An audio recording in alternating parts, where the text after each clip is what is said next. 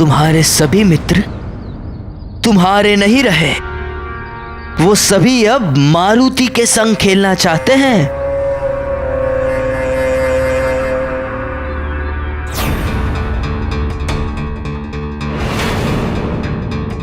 हे प्रभु, मेरे ये वाली भैया न जाने अब कौन सा षड्यंत्र रचने जा रहे हैं। अर्थात मेरा अनुमान सत्य था। वाली भैया अभी भी मारुति के आसपास मंडरा रहे हैं। वो अवश्य ही किसी नए षड्यंत्र की योजना बना रहे होंगे। किंतु मित्र, तुम कौन हो? मुझे नहीं पहचाना।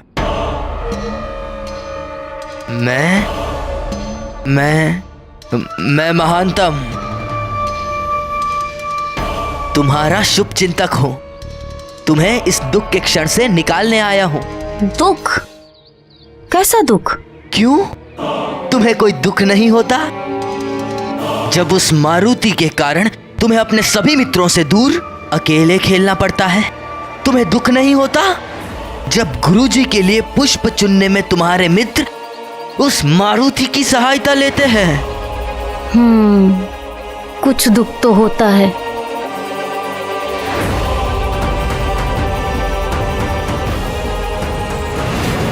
तो अब बताओ, क्या तुम्हें यह दुख अच्छा लग रहा है?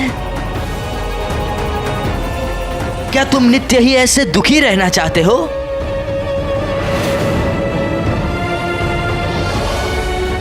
यदि नहीं तो तुम्हें उस मारुति नामक मरकट को उसके सही स्थान तक पहुंचाना होगा। यानी उसके राजभवन में?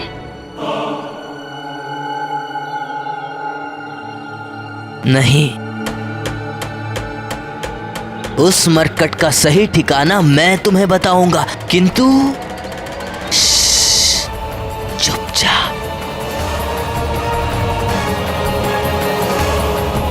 यदि तुम अपने मित्र महानतम और शुभ चिंतक की बात मानते रहे तो तुम्हारे सभी मित्र पुनः तुम्हारे साथ होंगे, ये तय है।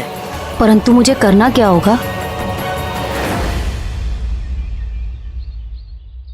मैं जैसा कहूंगा वैसा ही करना होगा।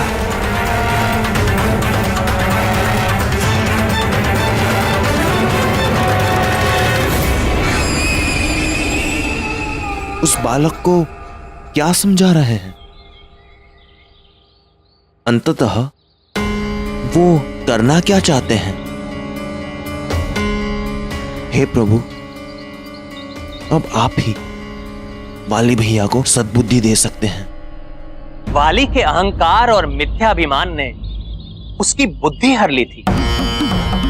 त्रिमूर्ति और उनकी शक्तियों के अतिरिक्त अहंकार की चोट से तो देवता तक बच नहीं पाते। अहंकार प्राणी को उसके लक्ष्य से भटका देता है और लक्ष्य से भटका हुआ प्राणी सदा ही अपनी हानि करता है। वाली भी उसी पथ पर अग्रसर था। प्रभु, पुनः वाली ने मारुति को वृक्षासुर तक ले जाने की कौन सी योजना बनाई?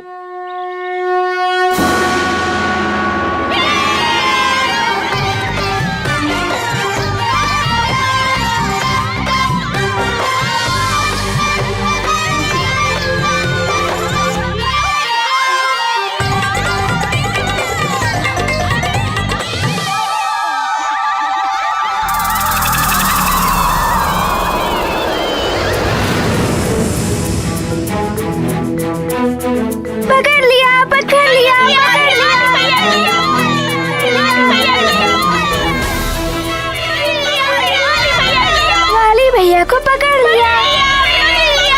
वाली भैया को पकड़ लिया। भैया, आप पुनः पाठशाला में? लगता है आपको भी पाठशाला अत्यधिक प्रिय है। नहीं, पाठशाला अत्यधिक प्रिय नहीं है।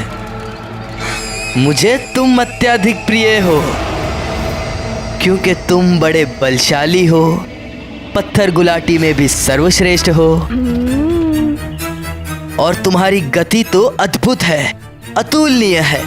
क्योंकि मारुति दूध पीता है, वो भी ढेर सारा।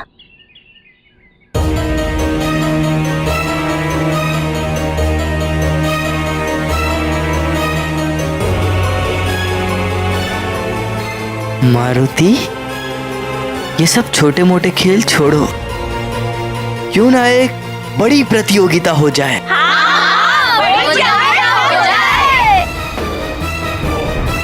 प्रतियोगिता?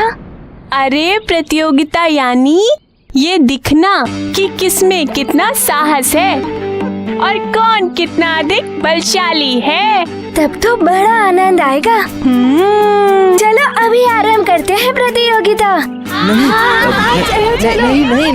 अभी नहीं। अभी नहीं, तब कब? हाँ, अभी नहीं, कल आरंभ करेंगे। आश्रम के प्रांगण में, पुरानी वाली पाठशाला के पास। पर अभी और यहाँ क्यों नहीं? नहीं, यहाँ अभी प्रतियोगिता संभव नहीं हो सकती।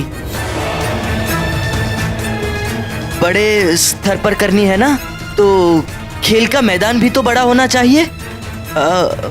वैसी व्यवस्था भी तो करनी पड़ेगी,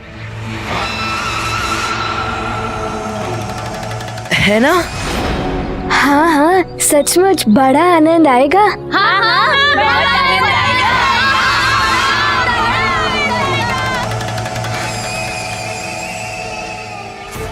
वाली भैया,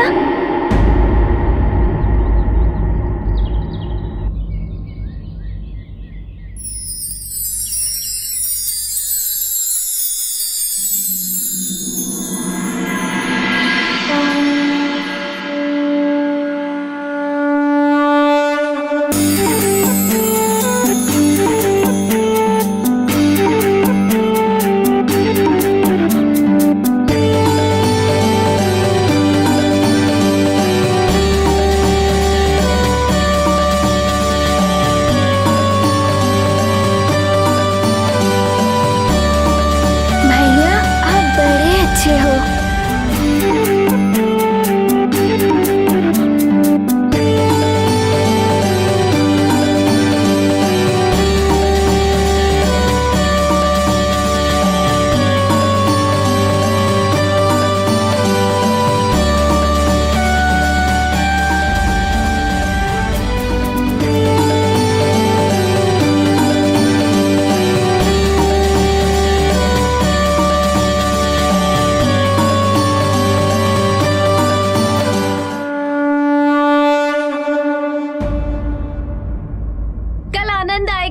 बड़ी प्रतियोगिता होगी। हाँ हाँ, बहुत आनंद आएगा। हम सब जाएंगे। हाँ हाँ, हम सब जाएंगे। वाह, अब आनंद आएगा। इस महानतम ने तो सच ही कहा था। इसकी योजना तो अद्भुत है। अब प्रतीक्षा है अमावस के दिन की, जब केसरी के जीवन में सदा के लिए अमावस जैसा ही घनघोर अंधेरा छा जाएगा। हाँ, घनघोर अंधेरा। ये मारुति जाएगा प्रतियोगिता के लिए, मारुति जाएगा प्रतियोगिता के लिए।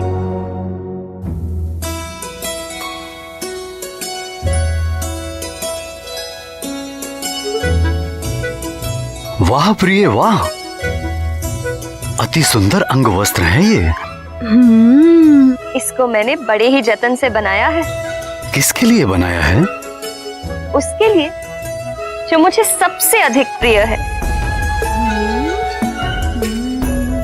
फिर तो ये मेरे लिए ही बनाया होगा। इसका रंग कितना लुभावना है, और इस पे लगे मोती तो देखो, बड़े प्यार से सजाए हैं। ये मुझ पर बहुत जचेगा। धन्यवाद।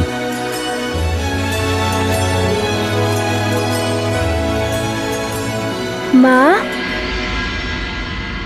इतना सुंदर अंगवस्त्र आपने किसके लिए बनाया है?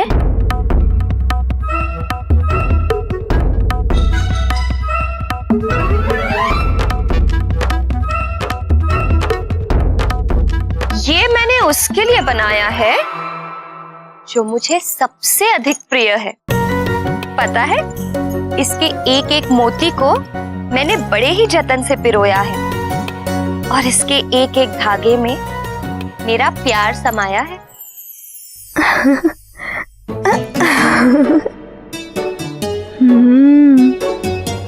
माँ, ये रंग तो मुझ पे बहुत जचेगा। नहीं नहीं, ये वस्त्र तो मुझ पर अधिक सजेगा। पिताश्री, ये तो आपके लिए बहुत छोटा है। प्यार से दिए गए किसी भी उपहार की मूल्य व आकृति नहीं, उपहार देने वाले की मात्र भावना देखी जाती है।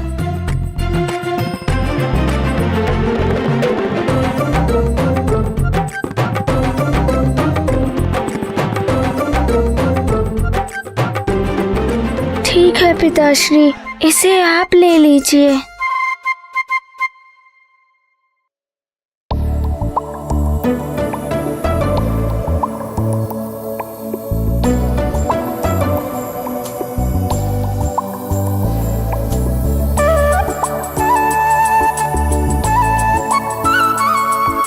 प्रिय, मुझसे मारुति की उदासी देखी नहीं जा रही।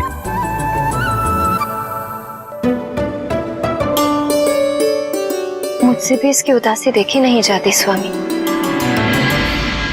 हमें इसे सत्य बता देना चाहिए।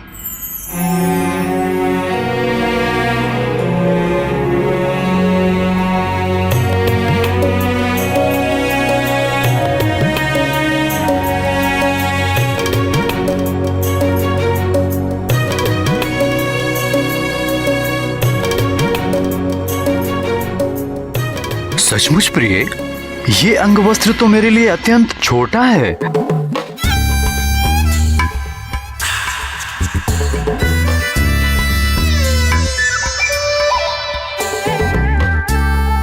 देखा पिताश्री, देखा, मारुति ने भी तो यही कहा था ना पिताश्री।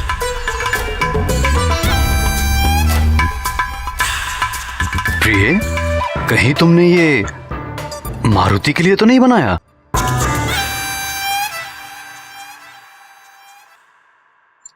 मैंने तो प्रारंभ में ही कहा था, ये उसके लिए है जो मुझे सबसे अधिक प्रिय है। और मारुति से अधिक प्रिय भला कौन हो सकता है मेरे लिए?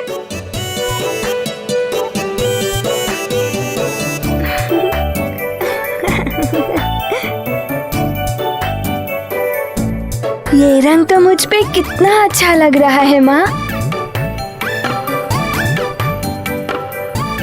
माँ, आपने सचमुच बहुत सुंदर रंग वस्त्र बनाया है मारुति के लिए।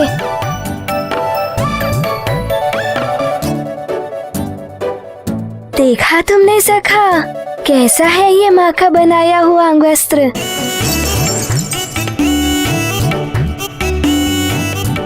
माँ, मारुति और उसकी सखा को ये अंगवस्त्र बहुत प्रिय लगा। धन्यवाद माँ। जिस परिवार में प्रेम, सौहार्द और सद्भावना होती है, वो परिवार यदि निर्जन मन के एकांत में भी रहे तो वो वहां भी स्वर्ग का सा अनुभव करेगा। किंतु जिस परिवार में द्वेष, कलह और दुर्भावना हो, उस परिवार के सम्मुख चाहे जितनी भी भौतिक सुविधाओं का अंबार परोस दिया जाए, वो हमेशा सुख से वंचित ही रहेगा।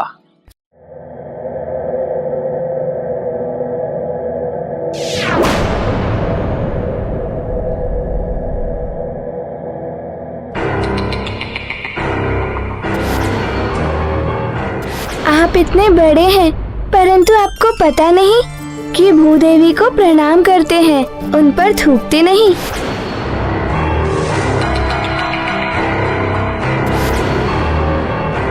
मुझे तुम अत्यधिक प्रिय हो।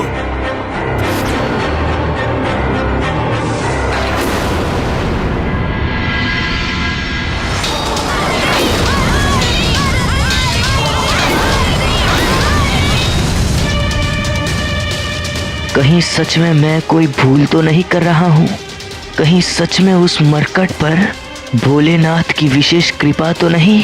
कहीं सुग्रीव का कथन यथार्थ तो नहीं कि मैं अधर्म के मार्ग पर चल रहा हूं?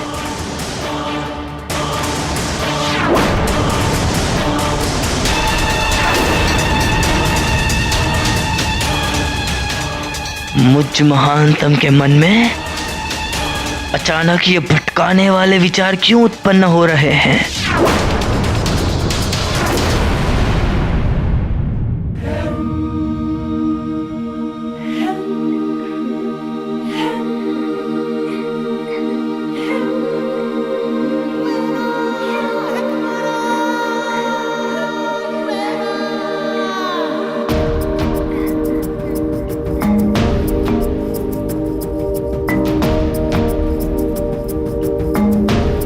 माँ के द्वारा बनाए अंग वस्त्र कितने सुंदर हैं। कल इन्हीं अंग वस्त्रों को पहनकर मारुति प्रतियोगिता में भाग लेगा और सबको हरा देगा। सबको हरा देगा?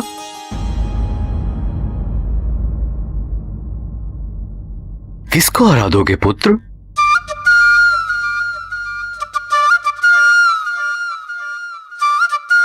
कल सबको क्यों हराओगे पुत्र?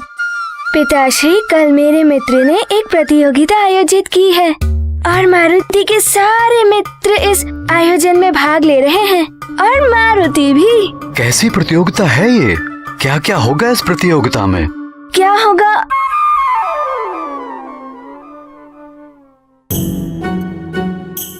क्या होगा ये तो मारुति को ज्ञात ही नहीं। ये तो कल ही पता चलेगा। पर जो भी हो, कल की प्रतियोगिता में जीतेगा तो मारुति ही।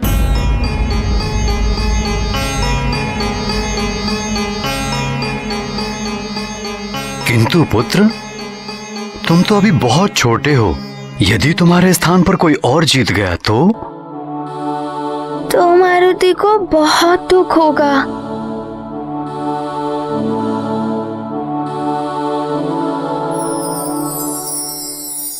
कल की प्रतियोगिता की बातें बाद में करेंगे। क्यों ना अभी हम तीनों मिलकर एक प्रतियोगिता करें? प्रतियोगिता? हाँ।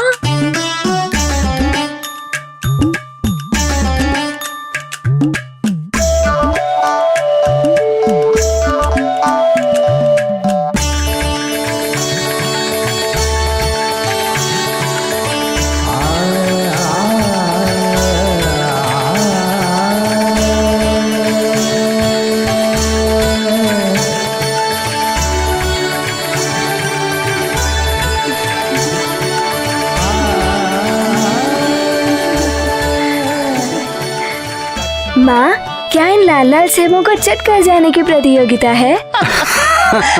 नहीं पुत्र, हम इन सेबों से अपने सुंदर सुंदर भवन बनाएंगे। देखते हैं सबसे पहले सुंदर और दृढ़ भवन कौन बनाता है।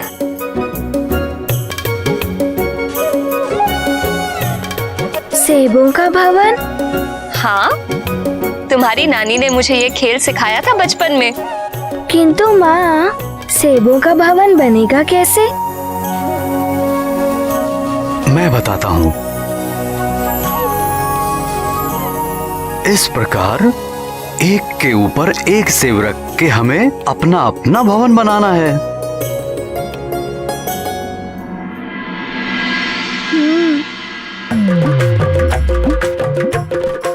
मुझे लगता है सबसे पहले मैं अपना भवन बनाऊंगा। धैर्य रखिए आर्यपुत्र, देखते हैं सबसे पहले किसका बनता है।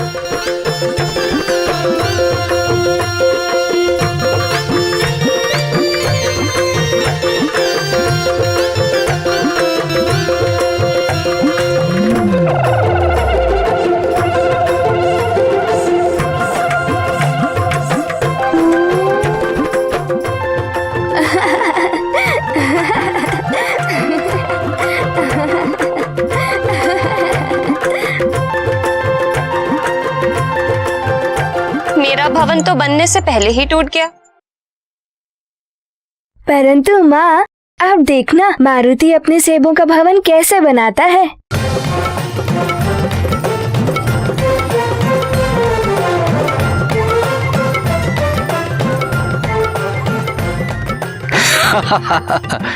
देखा, मैं जीत गया, मारुति हार गया।